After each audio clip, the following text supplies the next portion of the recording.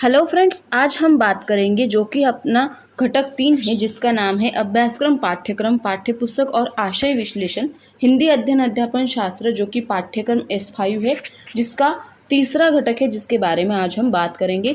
ये जो घटक है वो भी 10 मार्क्स के लिए आपको पूछा जा सकता है। इसमें हमने काफ़ी बार देखा है कि अभ्यासक्रम मतलब क्या होता है, पाठ्यक्रम क्या है, पाठ्यपुस्तक क्या है और उनका डिफरेंस क्या है, उनकी वैशिष्ट्य है, गुण वैशिष्ट्य है, उद्देश्य है, वो सारी चीज़ें हम आज हिंदी में बात करेंगे। तो ये जो वीडियो है या फिर ये जो हिंदी सब्जेक्ट है वो आपको पूरी ऑल इंडिया में चल सकता है DLED का, क्योंकि ये हिंदी है, मराठी मीडियम से नहीं है। तो ठीक है, पहला पॉइंट है इसमें द्वितीय भाषा के सामान्य तथा विशेष उद्देश्य। हमने जो द्वितीय भाषा देखी है, हमें पता है कि हमारी हिंदी जो है वो राजभाषा है, ठीक है, तो वो हमने देखी है। उसके कुछ विशेष उद्देश्य इन्होंने यहाँ पे बताए गए हैं। तो हिंदी भाषा की राजभाषा और राष्ट्रभाषा, हिंदी भाषा को भारत में राजभाषा और राष्ट्रभाषा कहते हैं, ठीक है। केंद्र सरकार तथा राज्य सरकार के मध्य जो व्यवहार होता है उसे हम हिंदी भाषा में ही किया करते हैं।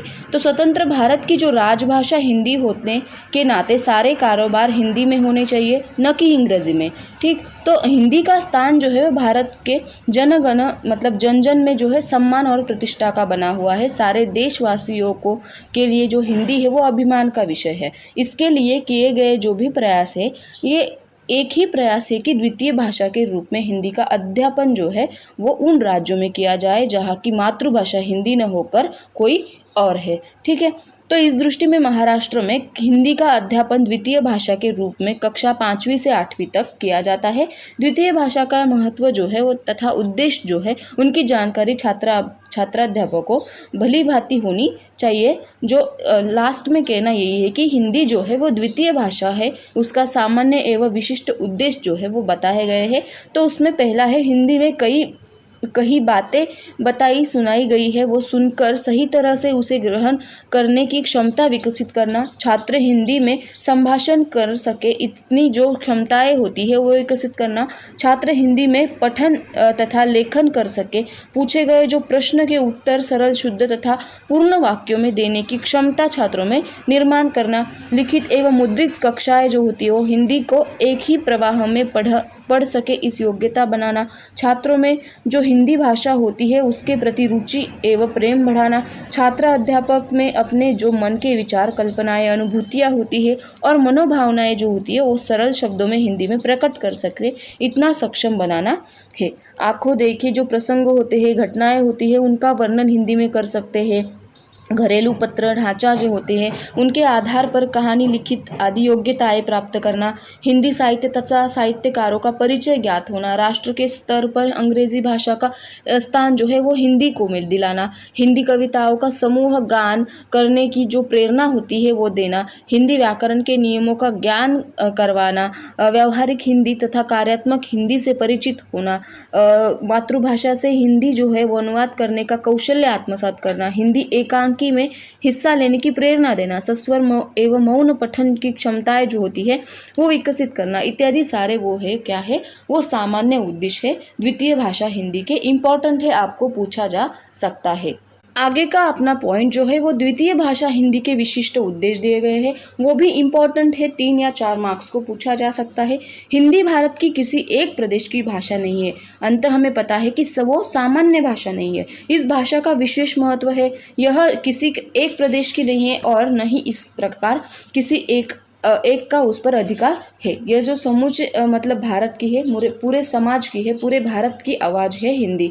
यह हमारे देश का गौरव है। यह संविधान द्वारा सम्मत राजभाषा है, हमारी राष्ट्रभाषा है। इस दृष्टि से इसका अपना जो विशेष महत्व है, अंत इसके विशिष्ट उद्देश्यों का उल्लेख हम करेंगे। स्वतंत्र भारत की राष्ट्रभाषा एवं राजभाषा होने के इसका जो कारण होता है वो ज्ञान प्राप्त करना हर भारतीय का कर्तव्य होता है, ठीक है। तो अंत अपने जो है हिंदी को अपने राजपथ पर प्रतिष्ठित करने के लिए हिंदी की शिक्षा देना आवश्यक है। देश के विभिन्न राज्यों के मध्य एकता, सहकार्य, भाईचारा, आदरभाव, सहयोग आदि की दृष्टि से हिंदी भाषा जो है वो आवश्यक है।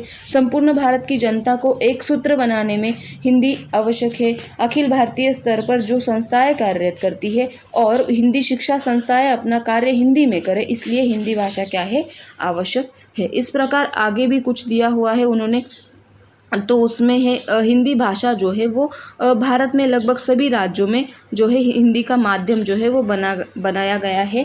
हमारे पूरे देश में कोई भी नागरिक यदि हिंदी में बात करे तो हम भी उसके साथ हिंदी में बातचीत कर सके, उसके विचारों को समझ सके, या आपस में मित्रता, बंधुभाव जो होता है और एकता का भाव होता है वो बढ़ाने में महत्वपूर्ण उद्देश्य है। हिंदी के आकलन संबंधी, कौशल्यों संबंधी, जो उपयोजन संबंधी क्षमताएं होती है उनका विकसित करे तथा आत्मसात करे। हिंदी इसलिए क्या है, आवश्यक है। इस प्रकार जो है प्रत्येक नागरिक स्वयं हिंदी का प्रयोग करे तथा दूसरों को हिंदी को अपनाने की प्रेरणा दे, प्रोत्साहित करे। यह भी हिंदी भाषा की क्या है, एक उद्देश्य है। अगला है अभ्यासक्रम, पाठ्यक्रम तथा पाठ्य पुस्तक में परस्पर संबंध। बहुत बार हमने देखा है, तो ये भी क्या है, इम्पोर्टेंट है।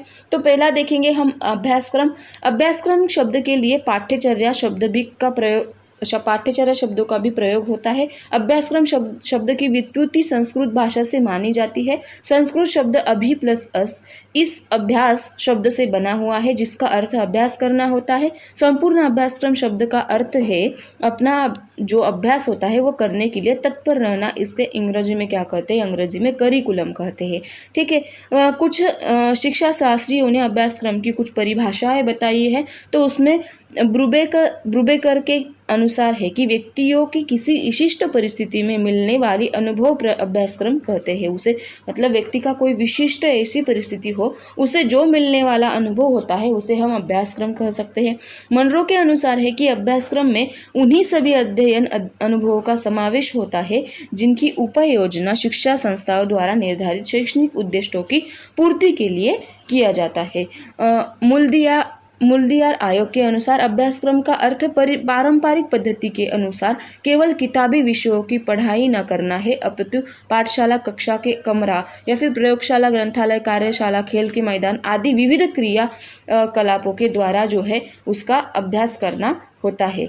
कैसवेल के शब्दों में है कि विद्यार्थियों के जीवन के जो क्रियाशील काल होते हैं, जो घटनाएं होती है, उन सबका अध्यापन में स्थान होता है। वास्तव में गतिशील परिसर, पर्यावरण या वातावरण यानी अभ्यासक्रम होता है। उपर्युक्त तो सारी परिभाषाएं जो है वो यह स्पष्ट करती है कि शिक्षा के उद्देश्य तथा ध्येयों के समाधान के लिए अभ्यासक्रम एक नितांत आवश्यक है।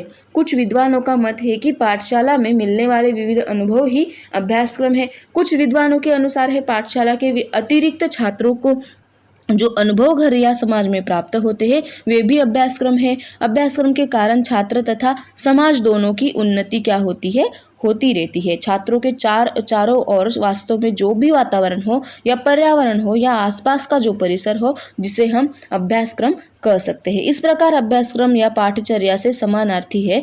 तो अभ्यासक्रम का निर्धारित करने से पूर्व इसके उद्देश्य जो है वो निश्चित किए गए हैं। उद्देश्य पूर्ति के लिए अभ्यासक्रम एक साधन है, इसका ध्यानपूर्वक नियोजन करना अनिवार्य है। इसे हम अंग्रेजी में करिकुलम कहते हैं, जिसका अर्थ है course of study in a school, जबकि पाठ्यक्रम के लिए हम अंग्रेजी में सिलेबस कहते हैं, जिसका अर्थ है outline of a summary of a course of a study. तो अभ्यासक्रम जो है वो औपचारिक शिक्षा का पूर्ण नियोजन किया जाता है, जिसमें और वह एक ऐसी इस नियोजन को कार्यान्वित करने के लिए पाठ्यक्रम की योजना जो है वो बताई गई है। तो पाठ्यक्रम में प्रत्येक विषय के अध्ययन के लिए विविध शैक्षणिक अनुभूतियों की सूक्ष्मता से आयोजन तैयार किया जाता है। जैसे हिंदी प्रथम भाषा और द्वितीय तथा तृतीय भाषा है। प्रथम, द्वितीय, तृतीय भाषा के क्रमांक इस पर मतलब प्रथम उच्च भाषा है भारत में जो है वो प्रथम जो है हिंदी वो उच्च स्तर और द्वितीय तथा तृतीय भाषा निम्न स्तर पर पढ़ाई जाती है। हिंदी और इतर जो है आधुनिक भाषाएं होती हैं वो भारतीय भाषा के उच्च और निम्न ये दो स्तर में होते हैं। प्रथम भाषा विद्यार्थी मातृभाषा या स्कूल के माध्यम से अध्यापन भाषाएं होती है। द्वितीय भाषा, तृतीय भाषा मातृभाषेतर और माध्यमेतर भाषा होती है। इस प्रकार है। आगे का है पाठ्यक्रम। तो पाठ्यक्रम के लिए अंग्रेजी में सिलेबस शब्द है, जो कि पाठ्यक्रम का निर्धारित कक्षा एवं स्तर के अनुसार किया जाता है। बालक पाठ्यक्रम का अध्ययन करने की जो ही ज्ञान होता है वो शिक्षा प्राप्त करता है। उद्देश्य प्राप्त करने के लिए सर्वांगीण विकास के लिए छात्र को पाठ्यक्रम का अध्ययन दिए गए समूह या फिर समय में पूरा करना पड़ता है। पाठ्यक्रम की जो परिभाषाएं होती है वो मनरो के हिसाब से है। शैक्षिक उद्दिष्टों की प्राप्ति करने के लिए पाठशालाओं में लाई बताई गई जो सब प्रकार की अनुभूतियाँ पाठ्यक्रम में अंतर्गत होती है। फ्रोबेल है पाठ्यक्रम को मानव जाति के संपूर्ण ज्ञान और अनुभव का सार समझाना चाहिए। वॉल्टर है कि पाठशाला के नेतृत्व में प्राप्त होने वाले सभी अनुभव या फिर कक्षा में की जाने वाली कृतियाँ, कार्य, क्रीड़ा आदि का समावेश पाठ्यक्रम में होता है। इन सभी कृतियों से व्यक्तिगत आवश्यकताओं की पूर्ति तथा समाज का भी कल्याण होता है। तो आगे का पॉइंट जो है वो भी इम्पोर्टेंट है, पाठ्यक्रम की आवश्यकता क्यों है। तो उपरोक्त परिभाषाओं से पाठ्यक्रम का जो महत्व है वह स्पष्ट किया होता है, या फिर बालकों के सर्वांगीण विकास के लिए पाठ्यक्रम एक प्रभावी साधन है, इसलिए इसकी आवश्यकता है। तो पहला है पाठ्यचर्या में उद्भूत उद्देश्यों की पूर्ति पाठ्यक्रम द्वारा की जाती है। अगला है पाठ्यक्रम शिक्षा को सुव्यवस्थित, सुनियंत्रित तथा समयबद्ध बनाने के लिए आवश्यक है। पाठ्यक्रम में क्या पढ़ाना है, कहाँ तक पढ़ाना है एवं कब तक पढ़ाना है, इसके संबंध में निर्देशन किया जाता है। पाठ्यक्रम द्वारा यह भी ज्ञात होता है कि अध्यापन के लिए किस पद्धति का प्रयोग करें, किन शैक्षणिक साधनों का प्रयोग करें और शिक्षा के उद्देश्य क्या है, इसकी जानकारी भी यहाँ पे मिलती है। अगला है अध्ययन अध्यापन के लिए दिशा प्राप्ति पाठ्यक्रम द्वारा ही मिलती है। अगला पॉइंट है अभ्यासक्रम, पाठ्यचर्या एवं पाठ्यक्रम का संबंध। अभ्यासक्रम के आधार पर पाठ्यक्रम होता है। पाठ्यचर्या एक स्तर के लिए होती है जो पाठ्यक्रम स्वतंत्र विशेष विषय के लिए होता है। अभ्यासक्रम का निर्माण राष्ट्रीय शिक्षा के लिए, उद्देश्यों के लिए होता है, पूर्ति प्राप्त करने के लिए होता है या फिर हेतु किया जाता है, जिससे हम उन उद्देश्यों की पूर्ति जो है वो महत्वपूर्ण साधन होता है। पाठ्यचर्या एवं पाठ्यक्रम का एक दूसरे से अटूट एवं घनिष्ठ संबंध है। पाठ्यचर्या के बिना पाठ्यक्रम जो है वो दिशाहीन होगा, तो तथा पाठ्यक्रम के अभाव में अभ्यासक्रम के लक्ष्य जो होते हैं वो असफल हो जाएंगे।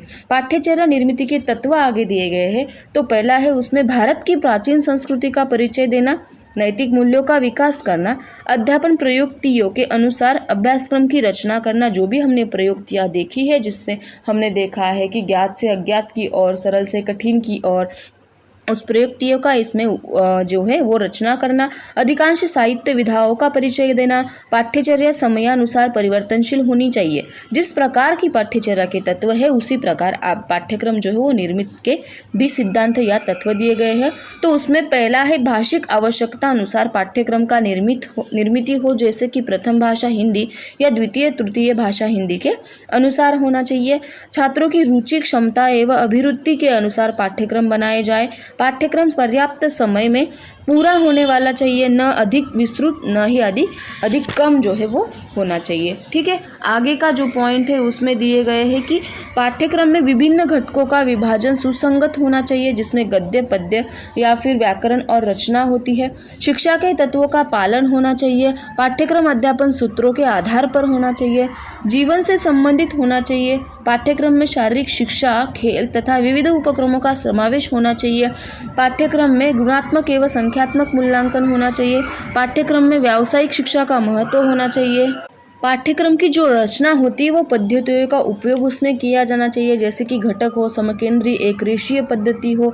इन सिद्धांतों का या फिर सूत्रों के आधार पर बनाया गया पाठ्यक्रम समुचित एवं आदर्श माना जाएगा। इस तत्वों को देखकर कहा जाता है कि अभ्यासक्रम तथा पाठ्यक्रम एक दूसरे के पूरक है। अध्यापन की दृष्टि से एक ही सिक्के के दो पहलू है। अगला है पाठ्यक्रम एवं पाठ्यपुस्तक में परस्पर संबंध, जो कि इम्पोर्टेंट है। शिक्षा प्रक्रिया एवं लंबी तथा जटिल प्रक्रिया होती है। यह सुनिश्चित समय जो होता है वो अवधि को ध्यान में रखकर बनाई जाती है। देश की शिक्षा नीति के आधार पर तैयार की जाती है। अतः जो कि छात्रों के तथा अनेक घटकों का विचार इसमें किया गया होता है, उसका जो स्वरूप होता है वो निश्चित किया जाता है। इस प्रकार जो प्रक्रिया होती है वो राष्ट्रीय उद्देश्य, पाठ्यचर्या, पाठ्यक्रम तथा पाठ्यपुस्तकों की भूमिका जो होती है वो महत्वपूर्ण इसमें है। शिक्षा के उद्देश्य अभ्यासक्रम में दिखाई देते हैं। तो अभ्यासक्रम का जो दर्शन पाठ्यक्रम में होता है और पाठ्यक्रम का निर्वाह पाठ्यपुस्तक में होता है। पाठ्यपुस्तक का अपना एक महत्वपूर्ण स्थान भी होता है। पाठ्यपुस्तक का जो ज्ञान ग्रहण करने का वो मूर्त साधन है। पाठ्यक्रम और पाठ्यपुस्तक का गहरा संबंध होता है। शिक्षा के उद्देश्य प्राप्ति का अंतिम साधन क्या होता है? पाठ्यपुस्तक होता है। तो उसमें क्या है, अभ्यासक्रम, पाठ्यक्रम एवं पाठ्य पुस्तक का जो है परस्पर संबंध उन्होंने बताया गया है एक तालिका अनुसार। जो क्या है कि अभ्यासक्रम को हम करिकुलम कहेंगे, पाठ्यक्रम को हम सिलेबस कहेंगे और पाठ्य पुस्तक को हम टेक्स्ट बुक कहेंगे। ठीक है, तो पहला है इसमें अभ्यासक्रम निर्धारित के जो है वो समय या फिर पहले उद्देश्य निश्चित की जाती है। कहाँ पे, अभ्यासक्रम में। पाठ्यक्रम में क्या होता है, पाठ्यक्रम के लिए अंग्रेजी शब्द है सिलेबस प्रयुक्त होता है। टेक्स्ट बुक में क्या होता है कि अध्यापक एवं विद्यार्थी के लिए अत्यंत उपयुक्त साधन है क्या, टेक्स्ट बुक। अगला है शैक्षणिक उद्देश्य पूर्ति का एक साधन है क्या, अभ्यासक्रम। पाठ्यक्रम है कि अभ्यासक्रम का एक अंश या फिर हिस्सा है जो हमने देखा है। और पाठ्य पुस्तक है अभ्यासक्रम के ध्येयों की जो पूर्ति के लिए आवश्यक है। अभ्यासक्रम में औपचारिक शिक्षा का संपूर्ण नियोजन किया होता है। तो अभ्यासक्रम द्वारा निर्धारित जो उद्दिष्ट होते हैं उनकी पूर्ति के लिए पाठ्यक्रम की आवश्यकताएं होती है। अध्यापकों के लिए अध्यापन कार्य करने के लिए सुविधाजनक जो साधन होता है, छात्रों को पाठशाला में मिलने वाली सभी अनुभव अभ्यासक्रम में दिए गए होते हैं। तो पाठ्यक्रम सुव्यवस्थित, सुनियंत्रित एवं समयबद्ध होना अनिवार्य है। राष्ट्रीय शिक्षा नीति का क्रियान्वयन करने में पाठ्य पुस्तक जो है वो उपयोगी है। अभ्यासक्रम में है, अभ्यासक्रम का स्वरूप जो है व्यापक होता है और विस्तृत होता है। पाठ्यक्रम में छात्र के व्यक्तिगत जो सर्वांगीण में सहायक होता है और पाठ्यक्रम का जो है पाठ्य पुस्तक का निर्वाह पाठ्यक्रम में होना चाहिए। अगला है अभ्यासक्रम स्वयं पूर्ण होता है, पाठ्यक्रम पर आधारित नहीं होता है। ठीक है, तो पाठ्यक्रम अभ्यासक्रम पर आधारित होता है और पाठ्यक्रम ज्ञान ग्रहण करने का उत्तम साधन है कौन है, पाठ्य पुस्तक। ठीक, तो अगला है अभ्यासक्रम का जो क्रियान्वयन करने के लिए पाठ्यक्रम सहायक होता है। तो पाठ्यक्रम क्या है, शिक्षा के उद्देश्य अभ्यासक्रम में निहित होते हैं और उनका जो दर्शन पाठ्यक्रम में होता है। पाठ्य पुस्तक में शिक्षा के जो अमूर्त उद्देश्य होते हैं वो इसमें रूप जो है मूर्त रूप जो है वो प्रदान किया होता है पाठ्य पुस्तक में। तो अगला है पाठ्य पुस्तक। तो अध्ययन अध्यापन प्रक्रिया में छात्र तथा शिक्षक दोनों की दृष्टि से अत्यंत उपयोगी साधन है पाठ्य पुस्तक। तो इसकी अनेक परिभाषाएं बताई गई है। पाठ्यक्रम में बताए गए जो उद्देश्य होते हैं उनकी पूर्ति करने के लिए विद्वानों ने विशेष प्रक्रिया द्वारा बनाया गया लिखित साधन क्या है, जिसका नाम जिसे हम कह सकते हैं वो पाठ्य पुस्तक है। तो पाठ्य पुस्तक की आवश्यकताएं एवं लाभ क्या क्या है। अभ्यासक्रम या पाठ्यचर्या द्वारा जो निर्धारित शिक्षा के उद्देश्य होते हैं उनकी पूर्ति जो होती है वो पाठ्य पुस्तक द्वारा होती है। पाठ्य पुस्तकों के कारण जो होते हैं अध्यापकों या फिर अपना अध्यापन कार्य करने के लिए सुविधा होती है। वे अपने अध्यापन कार्य का नियोजन अपनी इच्छा एवं नीति अनुसार कर सकते हैं। शिक्षा के जो अमूर्त उद्देश्य होते हैं वो पाठ्य पुस्तक से मूर्त रूप को प्रदान करता है। स्वयं अध्ययन की दृष्टि से छात्रों के लिए पाठ्य पुस्तक उपयोगी साधन है। पाठ्य पुस्तक के कारण शिक्षा स्तर जो को समानता मिलती है, स्थिरता मिलती है। पाठ्य पुस्तक ज्ञान प्राप्त करने का एक साधन है। विचार, संस्कार, भाव तथा नीति आदि जो पाठकों तथा पहुंचाने का एक उत्तम साधन है। पाठ्य पुस्तक अध्यापन को निश्चित दिशा प्रदान करती है। छात्रों का मूल्यांकन करने के लिए पाठ्य पुस्तक क्या है, सहायक है। तीसरा है पाठ्य पुस्तक का महत्व तथा विशेषताएं। अंतरंग और बाह्य रंग दिए गए हैं। तो बाह्य रंग में क्या है कि पाठ्य पुस्तक का मुख्य पृष्ठ आकर्षण होना चाहिए। पाठ्य पुस्तक का आवरण या फिर जिल्द मजबूत होना चाहिए, टिकाऊ होना चाहिए। पाठ्य पुस्तक की जो सिलाई होती है वो भी मजबूत होनी चाहिए। पाठ्य पुस्तक का मुद्रण या फिर छपाई स्पष्ट और अक्षरों का जो आकार होता है वो छोटा बड़ा जो है पॉइंट को ध्यान में रखते हुए, छात्रों को ध्यान में रखते हुए उसका आकार जो होना चाहिए। दो पंक्तियों के बीच दूरी जो है वो संतुलित होनी चाहिए। पाठ्य पुस्तक का आकार छात्रों के लिए संभालना सुविधाजनक होना चाहिए। अगला है पाठ्य पुस्तक के लिए प्रयुक्त कागज अच्छी किस्म का होना चाहिए, स्वच्छ और सफ़ेद को, साथ ही वो बहुत पतला न हो। कागज ऐसा हो जो मजबूत और जल्दी फटने वाला न हो। अगला है पाठ्य पुस्तक में पाठ्य सामग्री के अनुकूल चित्र, आकृति, आलेख जो है वो रंगीन तथा आकर्षण होने चाहिए। मूल्य वो है कि वह कोई भी खरीद सकता है, बहुत कम होना चाहिए, या फिर जो भी गरीब लोग हो, श्रीमंत लोग हो, उन सारे लोगों को वो खरीदने के लिए उसका मूल्य जो है वो विद्यार्थियों को ध्यान में रखने के लिए विद्यार्थियों को ध्यान में रखने से होना चाहिए। अगला है अंतरंग। पाठ्य पुस्तक या फिर पाठ्यचर्या में दिए गए जो भी उद्देश्य है उनका ध्यान में रखकर बनाई गई जानी चाहिए। उद्देश्यों की पूर्ति उसमें होनी चाहिए। संपादकीय भूमिका, पाठ्यपुस्तक में संकलित पाठों के संदर्भ में अध्यापकों की दृष्टि से वो मार्गदर्शन हेतु संपादकीय सुझाव महत्वपूर्ण होते हैं। क्रमबद्धता, पाठों में अध्यापन सूत्रों के अनुसार क्रम होता है, जैसे आसान से कठिनता और जाने वाली होती है। भाषिक क्षमता, छात्रों की जो भाषिक क्षमताएं होती है उसका विकास करने में सहायक पाठों की योजना होती है। प्रामाणिकता, सभी पाठों के दी गई जो जानकारी हो यहाँ में प्रमाणित होनी चाहिए। मानक भाषा, पाठों की जो भाषा होती है वो शुद्ध एवं मानक होनी चाहिए। स्वाध्याय, छात्रों का जो स्वयं अध्ययन करने के लिए स्वाध्याय काफ़ी मात्रा में दिया जाना चाहिए। विषय विविधता तथा रोचकता जो होती है वो पाठों में विविधता भी होनी चाहिए, रोचकता होनी चाहिए, जिसपे सारे मतलब जो विद्यार्थी होती है उनको पढ़ने में या क्या होना चाहिए, आनंद मिलना चाहिए। अगला है पाठों का चयन, छात्रों की जो आयु होती है, रुचि, मानसिक विकास, आकलन, बाल मनोवैज्ञानिक अनुभव एवं अभिरुचि को ध्यान में रखकर उसका चयन करना चाहिए। अगला है जीवन से संबंधित जो है समाज के सभी स्तरों को के छात्रों को जीवन से तथा उनके अनुभवों को निकट होने ऐसे पाठ्यक्रम का समावेश जो है वो होना चाहिए कसमें पाठ्यक्रम में। तो उसके आगे है शब्द भंडार जो है वो शब्द भंडार अच्छा होना चाहिए, मतलब पाठ्यपुस्तक में शब्द संपत्ति का विकास होने में सहायक हो ऐसी रचनाएं होनी चाहिए। व्याकरण जो है पाठ्यपुस्तक में अंत जो है शिक्षा का ध्यान रखते हुए व्याकरण दिया जाना चाहिए। शब्दार्थ, टिप्पणियाँ, निर्देश होने चाहिए। चित्र जो है पाठ की विषय वस्तु के अनुसार चित्र योजना होनी चाहिए। छात्रों की आकलन क्षमता का विकास होता है किससे? चित्र योजना से। कठिन जो संबंध होते हैं या फिर शब्द होते हैं उनको समझाना चाहिए, वो आसान तरीके से वहाँ पे देने चाहिए।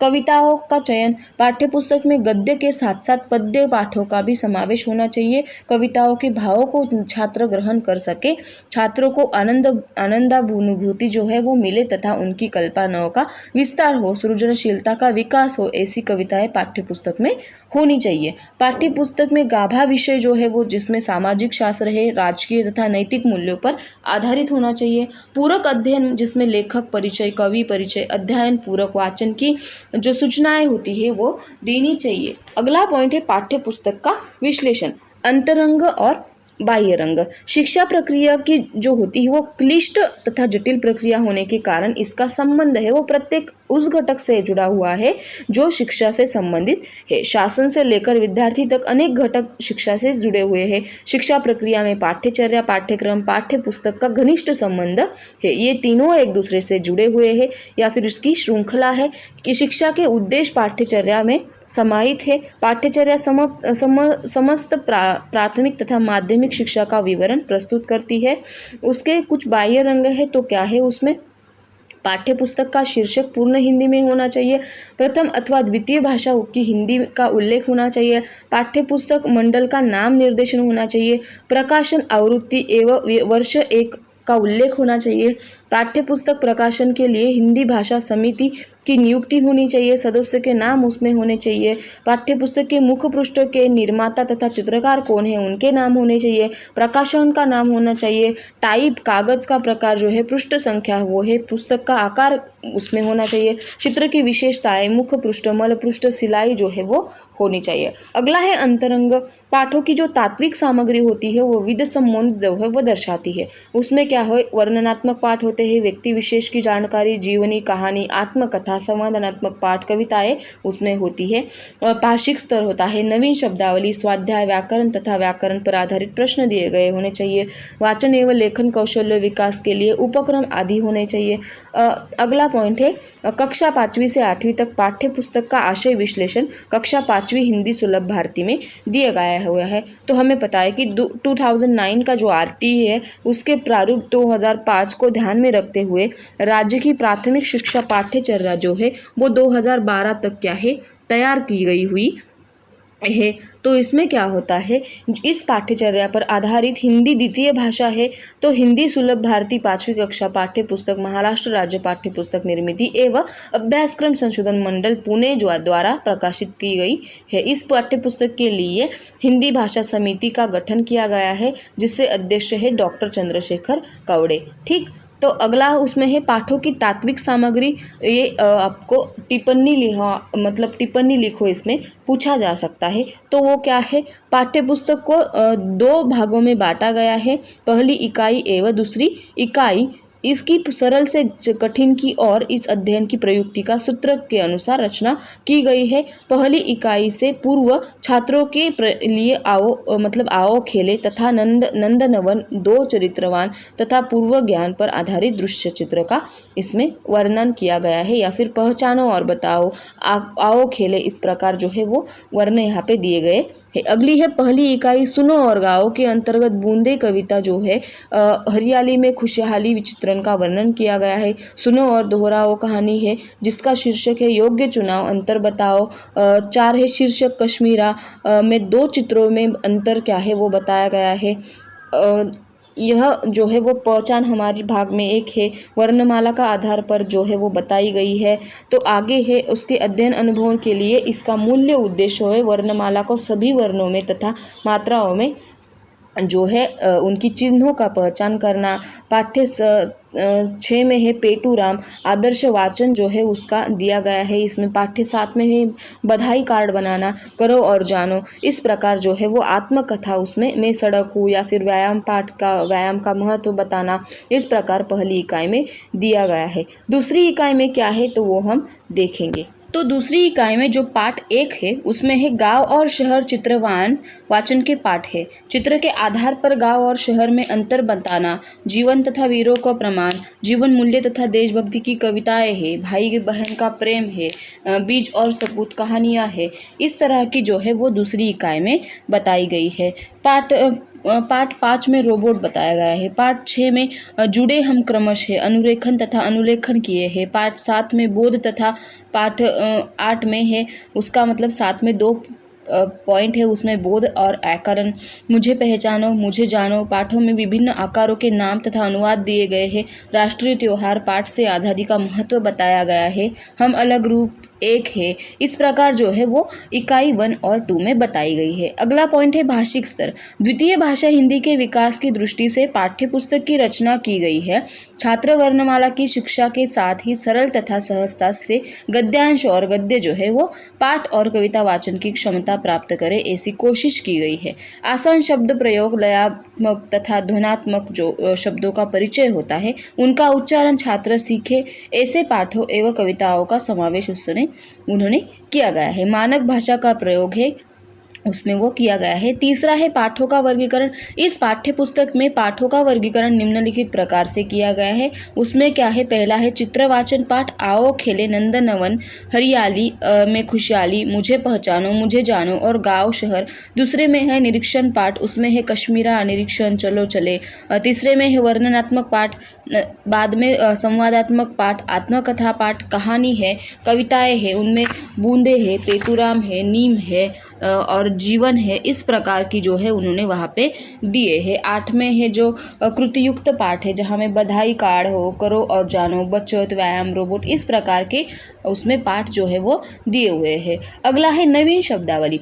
इस पाठ्य पुस्तक में लगभग 450 से 500 शब्दों का परिचित कराया गया है। ये शब्द घर, परिवार, परिसर, पास पड़ोस के लोगों के जीवन से संबंधित तथा तद्भव शब्द है। इनसे विद्यार्थी परिचित होते हैं। इन शब्दों के द्वारा वे सरल मानक शब्दावली का अभ्यास सीख लेते हैं। पहचान हमारी भाग 1 और भाग 2 के में क्या दिया गया है वो यहाँ पे वो सीख लेते हैं।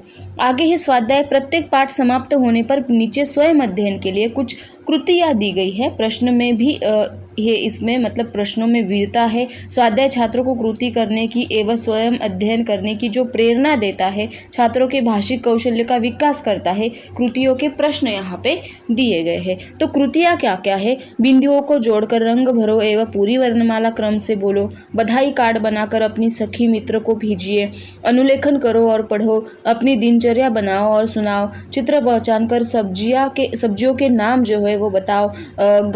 गमले में बीज बोकर उससे धीरे धीरे पौधा बनाने के जो है वो बनते हुए देखो। चित्र वाचन करो। पहेली या चुटकुले जो है वो सुनाओ या फिर लिखो, इस तरह की जो है वो कृतियाँ यहाँ पे दी हुई है। तो प्रश्न क्या क्या है, बूंदे क्या होती है, क्या क्या करती है, योग्य चुनाव, कहानी से क्या सीख मिलती है, रिक्त स्थानों की पूर्ति करो, जोड़ियाँ बनाओ, प्रश्नों के उत्तर लिखो, चित्रों को ध्यान से देखकर अंतर लिखो। इस प्रकार का जो है वो प्रश्न उन्होंने वहाँ पे बताए गए हैं। अगले है व्याकरण। व्याकरण में क्या होता है, विराम चिन्हों को पहचानो, पढ़ो और समझो, चित्र के माध्यम से वचन और लिंग बोधक का जो शब्दों का अध्यापन, लेखन करवाना, चित्र के माध्यम से समान अर्थ एवं विरुद्ध अर्थ वाले शब्द समझाना तथा लेखन करवाना, विभिन्न आकारों के नाम चित्र के माध्यम से बताना, चित्रों के नाम देवनागरी तथा रोमन लिपि में लिखवाना, इस तरह के जो है वो उन्होंने दिए गए हैं। अगला है चित्र टाइप। प्रत्येक पाठ के लिए उपयुक्त चित्र दिए गए हैं। लगभग हर पृष्ठ पर एक से अधिक सुंदर, रंगीत एवं आकर्षक चित्र बने हैं। पाठ के अक्षर छात्रों की आयु के अनुसार स्पष्ट, मुद्रित एवं आकार में बड़े हैं। पृष्ठ मजबूत है। चित्र आकाश के लिए अनुकूल है और व्याकरण के प्रश्नों के लिए भी चित्र बनाए गए हैं। मुख पृष्ठ एवं मल पृष्ठ दोनों ही बहुत सुंदर, रंगीन और आकर्षक है। अगला पॉइंट है कक्षा छठी की पाठ्य पुस्तक का आशय विश्लेषण। कक्षा छठी पाठ्य पुस्तक में हिंदी सुलभ भारती पूर्ण 100 गुण के लिए होता है। तो हिंदी सुलभ भारती जो होती है वो छठी कक्षा के लिए नियुक्त पूर्ण हिंदी की द्वितीय भाषा पाठ्य पुस्तक है। पाठ्य पुस्तक 2 भागों में विभाजित किया गया है। उसमें पहली इकाई और दूसरी इकाई है। पहली इकाई में 9 पाठ है तथा दूसरी इकाई में भी 9 पाठ है। इस प्रकार कुल 18 पाठ है। इस पुस्तक का प्रकाशन है वो 2016 में हुआ था। प्रकाशक है जो श्री विवेक उत्तम गोसावी जी ने उन्होंने प्रकाशित किया था। पाठ्य पुस्तक निर्मित मंडल है प्रभा देवी है, मुंबई से हुआ था। तो इस प्रकार पाठों की तात्विक सामग्री पहले बताई गई है। तो वो क्या है, कक्षा छठी की जो पाठ्य पुस्तक होती है वो छात्रों के लिए उपयुक्त और तात्विक सामग्री से भरपूर है। छात्रों में संस्कार, जीवन मूल्य तथा विविध विषयों की जो जानकारी होती है, विविध कृतियों द्वारा अध्ययन अनुभूतियाँ देने की पूरी क्षमता इस पाठ्य पुस्तक में क्या कही गई है, दी गई हुई है। जिस प्रकार विद्यार्थी अपनी जो जानकारी हो, पुस्तक की जानकारी हो, उसे पढ़ सके, लिख सके। अगला है पद्य पाठ। बसंती हवा जो प्रकृति वर्णन कविता है। नदी कंधे पर कविता में कल्पना की उड़ान है। सोई मेरी छोना एक लोरी है। तूफानों से क्या डरना, कविता में संकटों से मुकाबला करने की प्रेरणा उन्होंने यहाँ पे दिए गए है। तो अगला है गद्य पाठ। गद्य पाठ में उपहार है, परिश्रम, लगन और रुचि चाहिए। जोकर पाठ है। उसके आगे गुरुदेव रविंद्रनाथ टैगोर जी का हुई भेंट वर्णन है। यहाँ पे मेरा अहोभाग्य है, कठपुतली है, जन्मदिन है, इस प्रकार की जो है वह उन्होंने दी गई है। अगला है चित्रवाचन पाठ। तो पहचानो और बताओ के अंतर्गत मेला यह चित्र दिखाया गया है कि पूर्व ज्ञान पर आधारित चित्र पाठ है। छात्रों को चित्र का निरीक्षण कराकर प्रश्न पूछना और पूर्वानुभव उनसे ज्ञात करना उद्देश्य। देखो, समझो और बताओ यह पाठ में दिया गया है। तो अगला है भाषिक स्तर। छठी कक्षा के विद्यार्थियों की दृष्टि से भाषिक स्तर जो है वो उचित होना चाहिए। वाक्य रचना संक्षिप्त, सरल एवं सहज होनी चाहिए। पाठों में सरलता होनी चाहिए, भावपूर्णता होनी चाहिए। बोझिल भाषा का प्रयोग उस पे नहीं होना चाहिए। जो बोझ लगे ऐसी भाषा वहाँ पे नहीं यूज करनी चाहिए। तो आगे है कविताओं की जो भाषा होती है वो सहज एवं सरल होने से साथ साथ तालबद्ध होनी चाहिए। व्याकरण भाषा का प्रयोग वहाँ पर करना चाहिए। आगे का पॉइंट है पाठों का वर्गीकरण। पाठ्य पुस्तक में ज्ञात, मनोरंजन, साहित्य, विधि के साथ साथ जो मुहावरे, कहावतें, कृति प्रधान पाठ, चित्रवाचन पाठों का भी समावेश किया गया है। इनका जो वर्गीकरण होता है वो निम्नलिखित प्रकार से किया जा सकता है। तो क्या है, पहला है उसमें चित्रवाचन पाठ। तो पहली इकाई में मेला, शहर से बस स्थानक, रेल स्थानक, हवाई अड्डा एवं बंदरगाह के चित्र है। दूसरी इकाई में डाकघर है तथा बैंक के चित्र दिए गए हैं। ये चर्चा पद्धति द्वारा अध्ययन के लिए है। तो उसमें गद्य पाठ में है कहानी है 2। तो उपहार, जन्मदिन, कठपुतली एवं टीटू और चिंकी की कहानी उसमें दी गई है। संवादात्मक पाठ में सोना और लोहा का संवाद दिया गया है। संस्मरण पाठ में मेरा अहोभाग्य संस्मरण नृत्य दिया गया है। पद्य पाठ में कविताएं है, बसंती हवा, नदी कंधे पर, सोई मेरी छोना, तूफानों से क्या डरना, इस प्रकार की दी गई कविता है। पत्र लेखन में महात्मा गांधी जी ने जमुना लाल जी के 2 पत्र द्वारा स्वास्थ्य के लिए लाभदायक भोजन तथा व्यायाम के बारे में बहुत ही अच्छी सी जानकारी सुनवाई है। आकलन में क्या किया है कि गणित तथा अंतर बताओ, चित्रपाठ है, पहेलियाँ, सामान्य ज्ञान तथा मुहावरे कहावतों का भी यहाँ पे समावेश किया गया है। कृति युक्त में क्या है कि सीखो, बनाओ और उपयोग करो में कागज की थैली पाठ जिसमें दिए गए हैं। नवीन शब्दावली में है छठी कक्षा के जो छात्र होते हैं उनके स्तर के अनुकूल और शब्द भंडार की वृद्धि जो होती है वो लगभग 1500 होनी चाहिए। उनसे क्या होता है वो ज्ञान मिले ऐसी पाठ्य सामग्री बननी चाहिए। आगे है वाचन लेखन कौशल्य का विकास। इन कौशल्य के विकास के लिए स्वाध्याय के अंतर्गत अनेक उपक्रम सुझाए गए हैं, जैसे कि श्रवण करके कहानी लिखना, चुटकुले सुनना, संचार कार्यक्रम देखना, भाषण के लिए घटना जो है वो देखना, प्रसंग अपने शब्दों में बताना या फिर कोई भाषण किसी चीज़ पर भाषण देना, इस प्रकार की जो है उन्होंने वहाँ पे बताई गई है।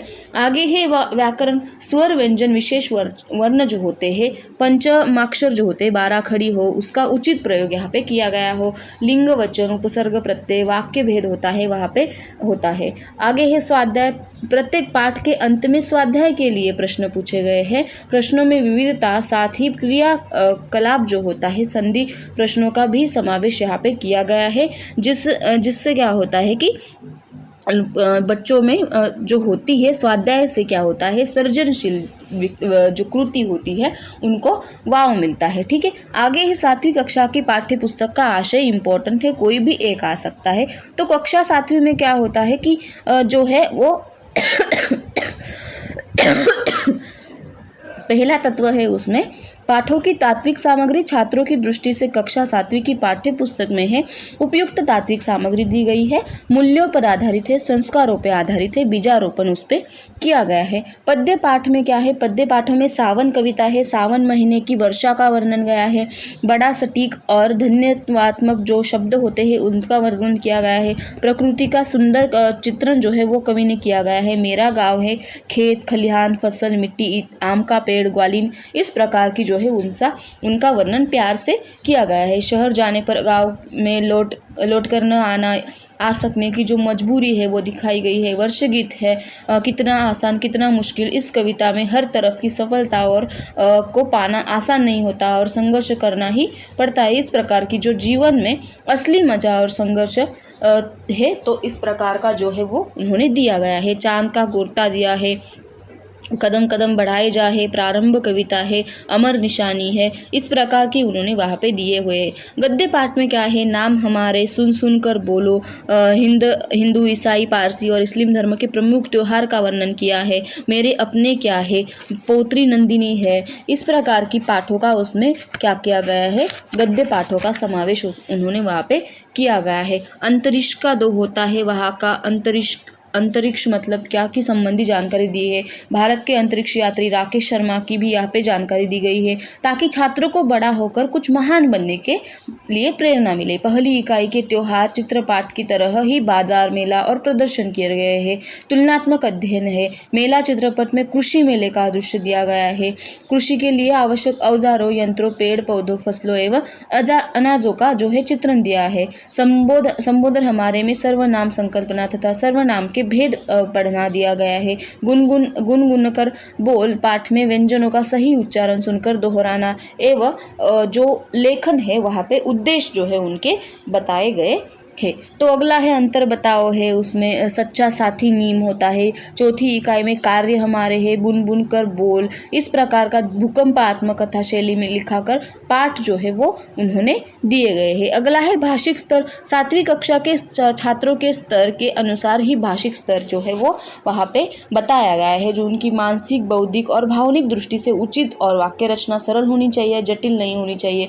दैनिक जो जीवन होता है या फिर व्यवहार में प्रयुक्त भाषा का ही पाठों में समावेश करना चाहिए। पद्य पाठ छंद युक्त होने चाहिए। संवादात्मक पाठों की भाषा तथा संवाद पात्रों के अनुकूल होने चाहिए। स्वर व्यंजन वर्णमाला शब्द वाक्य प्रचार जो है उनके लिखने का पढ़ने का अवसर विद्यार्थियों को मिलना चाहिए, इस प्रकार उन्होंने वहाँ पे दिया गया है। आगे है पाठों का वर्गीकरण है, पद्य पाठ और कविताएं उन्होंने दिया गया है। प्रकृति वर्णन पर दिया है, सावन मेरा गाँव, वर्ष गीत, चांद का कुर्ता, देशभक्ति पर है प्रारंभ, अमर निशानी, श्रम नाम प्रतिष्ठा पे रहे, कदम कदम बढ़ाए जा, आ में गद्य पाठ है, वहाँ पे कहानी है, सवाल, संवादात्मक, सुखी परिवार है, साक्षरता है, जासूस राज है, निबंध में नीम है, पत्र पौत्री श्रीनंदिनी है, आत्मकथा कथन में क्या है कि भूकंप है, कृतियुक्त में चक्री, सलाद, विद्यालय मेजपोश, चित्रपाठ में त्योहार, बाजार, मेला, प्रदर्शन, व्याकरण में नाम हमारे, सुन सुन कर बोल, संबोधन हमारे, गुनगुन कर बोल, विशेषता हमारी, चुन चुन कर बोल, कार्य हमारे, बुन बुन कर बोल। इस प्रकार की जो है व्याकरण वहाँ पे दिए गए हैं। संबंधों की जानकारी में मेरे अपने दिए गए हैं। पहेलियाँ में बूझो तो जाने, उस प्रकार की पहेलियाँ वहाँ पे दी गई है। और निरीक्षण पाठ है आगे, निरीक्षण पाठ में दिया गया है अंतर बताओ, सामान्य ज्ञान में देखे कितना जाने, इस प्रकार का जो है वो दिया गया है। आगे है नवीन शब्दावली। यह अपेक्षित है कि 7वीं कक्षा में छात्र लगभग 2000 शब्दों का ज्ञान ग्रहण करे। यह उद्दिष्ट इस पाठ्य पुस्तक द्वारा लगभग पूरा होता है। नए शब्दों का परिचय करना, नियोजन पूर्वक उसे मतलब व्यवहार में प्रयुक्त करना, मुहावरों कहावतों का भी प्रयोग करना, इस प्रकार यहाँ में दिए गए हैं। आगे का पॉइंट है श्रवण, भाषण, पठन, लेखन कौशल्यों का विकास किस प्रकार कर सकते हैं। पाठ्य पुस्तक में इन चारों कौशल्यों का जो है विकास वहाँ पे बताया गया है। जो पहचानो और बोलो, गुनगुन कर बोलो, वो या फिर सुनो, दोहराओ और बोलो, इस प्रकार के उदाहरण यहाँ पे दिए गए हैं। अनुरेखन, अनुलेखन, अनुवाद, श्रुत लेखन, सुलेखन, इस प्रकार के उपक्रम भी दिए गए हैं। विविध विषय पर बोलना, नाट्य वाचन, अभिनय करना आदि कौशल्यों के विकास भी यहाँ पे उपयुक्त है। पत्र लेखन हो, निबंध लेखन हो, कोई भी उपक्रम यहाँ पे दिया गया है। अगला है व्याकरण। प्रत्येक पाठ के नीचे स्वाध्याय में व्याकरण संबंधित नियोजन पूर्वक प्रश्न दिए गए हैं। स्वर, व्यंजन, वर्णमाला जो है वहाँ पे दी गई है। अंत वाक्य पूरा करो, इस प्रकार की जो है वो वहाँ पे दिया गया है। अगला पॉइंट है स्वाध्याय। पाठ्यपुस्तक में प्रत्येक पाठ के अंत में स्वाध्याय के प्रश्न पूछे गए हैं। प्रश्नों में विविधता तथा नवीनता दी गई है। प्रश्न संख्या उपयुक्त है। हर पाठ के आशय पर आधारित प्रश्न पूछे जाना, कुछ प्रश्न लघुत्तरी हो, कुछ दीर्घोत्तरी हो, वस्तुनिष्ठ हो, इस प्रकार के प्रश्न यहाँ पे स्वाध्याय में दिए गए हैं। तो आगे है चित्र टाइप। प्रत्येक पाठ पर आधारित जो कम से कम चित्र और तो अवश्य दिया गया है। पुस्तक के जो अक्षर होते हैं उसके टाइप स्पष्ट करना हो, चित्र रंगीन है, आकर्षक है, या फिर मुख पृष्ठ हो, मल पृष्ठ हो, दोनों सुंदर और रंगीन होने चाहिए। इस प्रकार उन्होंने वहाँ पे चित्र टाइप जो है वो बताया गया है। 8वीं कक्षा की पाठ्य पुस्तक का विश्लेषण, उसमें हिंदी सुलभ भारती की जो है उसका द्वितीय भाषा का पाठ्य पुस्तक यहाँ पे दी गई है। तो उसको पाठों की जो तात्विक सामग्री होती है वो 8वीं कक्षा की पाठ्य पुस्तक में छात्रों की क्षमता होती है, दृष्टि से भरपूर तात्विक सामग्री होती है, इस प्रकार है। तो जो है छात्रों की भाषाई विकास है वो वहाँ पे दी गई है, मूल्यों के आधार पर दी गई है, क्षमता दी गई है। तो उसमें है पद्य पाठ। बाल कविता में कवि ने बालों की विशेषता और विविधता को हास्य व्यंग्य शैली में बड़ी रोचकता से प्रस्तुत किया गया है। तो आगे है पाठों की तात्विक सामग्री है, उसमें जो है तात्विक जो है भरपूर सामग्री यहाँ पे दी गई है। पर्याप्त या फिर भाषाई का विकास जो है वो यहाँ पे दी गया है। तो पहले उसमें है पद्य पाठ है, उसमें बाल कविता है, आम का पेड़ है, रहीम जी का जो है तुलसीदास सूरदास के जो दोहे यहाँ पे दिए गए हैं, जैसे बाल जो मुहावरे दिए गए हैं, जैसे बाल बाल बचना, बाल की खाल निकालना, इस प्रकार की वहाँ पे दी गई है। राष्ट्र यशगान दिए गए हैं, सुन सुन कर पढ़ो या फिर पढ़ पढ़ कर लिखो, लिख लिख कर सुनो, लिख लिख कर सीखो, इस प्रकार जो है वो यहाँ पे दिया गया है। उनका लेखन यहाँ पे किया गया है। इस प्रकार के गद्य जो पाठ है वो यहाँ पे दिए गए हैं, पद्य पाठ जो है वहाँ पे दिए गए। तो आगे है गद्य पाठ। इसमें क्या है कि मैं हीरा हूँ, इसकी आत्मकथा है, मुझे इंसान ही रहने दो, एक बाल कथा दी गई है, काठमांडू की सैर यात्रा पे दी गई है, प्रयत्न निबंध दिया गया है, समापन या फिर समारोह यहाँ पे रिपोर्ट टार्च जो है विधा का उदाहरण दिया गया है। इस प्रकार के यहाँ से अंतिम जीवन काल तक का जो है वर्णन लेखिका ने यहाँ पे किया गया है। आगे है चित्रपाठ। इस पाठ्य पुस्तक में कुछ चित्रपाठ का समावेश किया है।